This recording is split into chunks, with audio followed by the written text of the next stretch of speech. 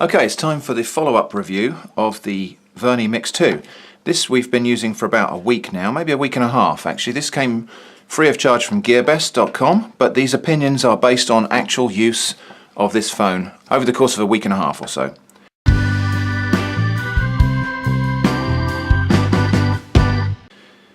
I didn't actually test this myself, my son has tested this for me, and that's quite interesting because he has a different usage pattern to me. So I've got some feedback on how he found the phone, and let's just go over a few things then.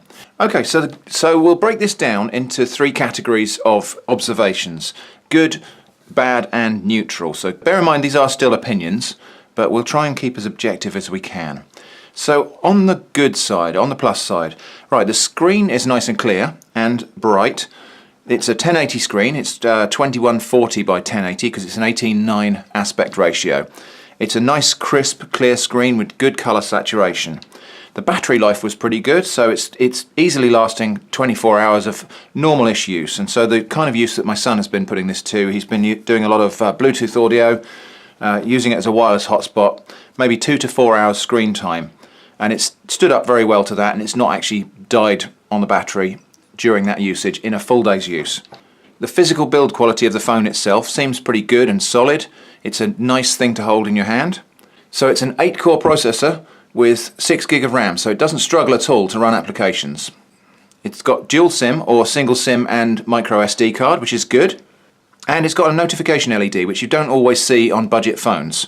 It's a notification LED. It does actually have different colours, so we've seen it light up red and green and blue, but there doesn't seem to be any easy way to control what colour it lights up for which particular type of notification. So let's move on to the not quite so good stuff. So the camera. The camera is just a bit laggy. We've tried third-party camera apps and that doesn't completely solve the problem. It's also, the phone is advertised as having a Sony sensor, and it is not a branded Sony sensor in here, so that's been a bit misleading. The sound volume could be louder. Actually, it's a bit too weak. My son's installed a volume booster app to make that adjust for that, but that's a bit of a workaround, and it's not always a very good workaround. The vibration motor is pretty poor. It's just a bit weak, and you don't really feel it. Probably the biggest problem with this phone is it's not Google certified. It's uncertified. Now that does mean that certain applications like secure banking applications will not trust this phone, and you won't be able to do your online banking on the phone and maybe some other things like that. And it does mean I think some other apps, because they can't see a certificate on there, they will not trust this phone.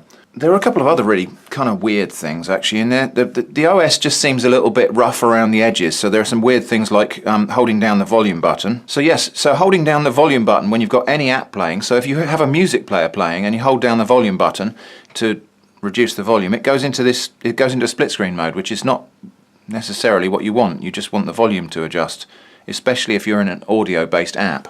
So that's just a bit weird, and it's just one of those little sort of rough edges on the OS. Maybe that will get fixed on future updates, and maybe some of the other little bits and pieces will, like the certificates. Maybe we'll see that in an over-the-air update later on. So the neutral features. Now when we say neutral, I'm talking about things where I just need to mention them, but they might be a deal breaker for you, or they might be a thing that you actually like. So the neutral features, the lowest brightness of the screen is it actually still quite bright. So if you're using this at night or in a darkened room, even when you have the screen on the lowest brightness, it can still be a little bit dazzling. It's micro USB, so it's not USB-C, which is a deal breaker for some people. And to be honest, it's a brand new phone. It should just be USB-C, but you know, not everybody cares about that. 18:9 screen. The form factor of this with the 18:9 screen is not really actually all that useful at the moment. A lot of apps will stretch to fit the 18:9 screen. Most media obviously is not 18:9, so video media is typically 16:9, and so you'll get black bars at the edges. Now whether or not we'll see people start to produce media in 18:9, I don't know, but you don't want video stretched to fit an 18:9 screen if it's a 16:9 native format. Also, there's a full screen mode that you can apply to apps to coerce them to stretch to the full screen if they don't want to do it on their own, but that does actually break some applications. So when we tried that with the Google Pixel camera to try to stretch it to full screen, it just ruined the orientation sensing and the whole thing didn't work. So that's about it really. That's what we've tested. It's actually been quite a good phone, and I think it's probably value for money. But with any of these budget phones, they are a bit of a mix of good and bad, so you really have to pick one that suits you and has the essential features you want, and maybe is weak in areas that you don't care about. So I hope that's been useful.